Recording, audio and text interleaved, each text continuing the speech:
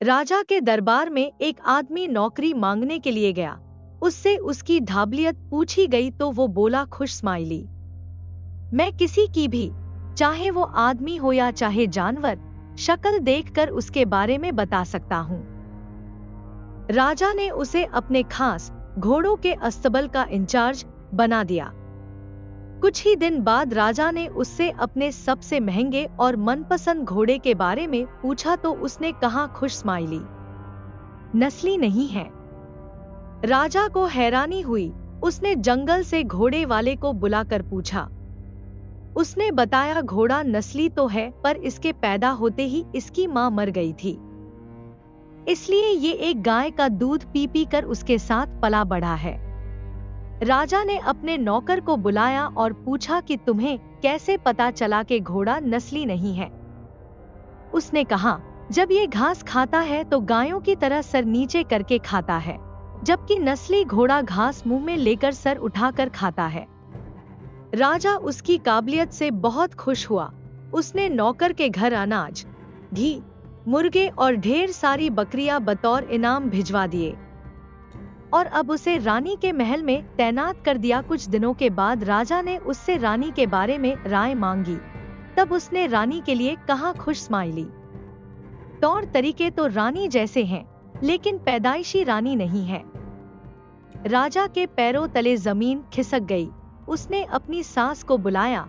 सास ने कहा, हकीकत ये है कि आपके पिताजी ने मेरे पति से हमारी बेटी की पैदाइश पर ही रिश्ता मांग लिया था, लेकिन हमारी बेटी 6 महीने में ही मर गई थी, लिहाजा हमने आपके रजवाड़े से करीबी रखने के लिए किसी और की बच्ची को अपनी बेटी बना लिया। राजा ने फिर अपने नौकर से पूछा, तुमको कैसे पता चला?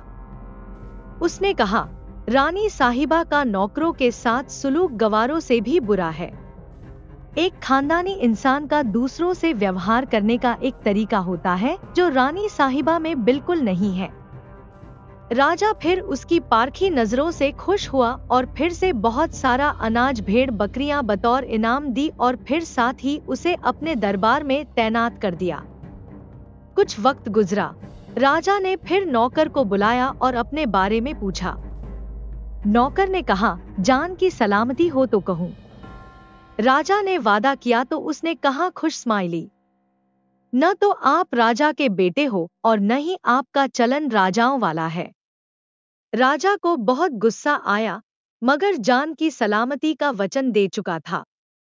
राजा सीधा अपनी माँ के महल में पहुंचा और फिर माँ से पूछा तो फिर माँ ने कहा कि ये सच है कि तुम एक चरवाहे के बेटे हो।